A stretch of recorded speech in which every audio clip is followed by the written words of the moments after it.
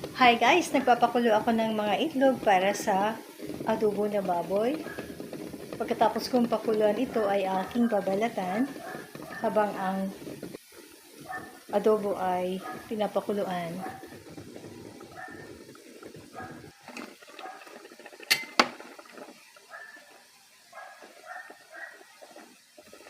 Ayan, ilagay na natin ang mga itlog. Mas yummy, syempre pag ang pork na adobo ay may itlog din. Doble na yung protein na makukuha dyan. May protein sa baboy, pati na rin sa itlog.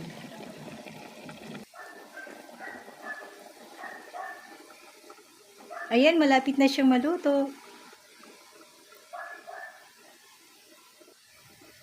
Thank you so much for watching. It is so yummy.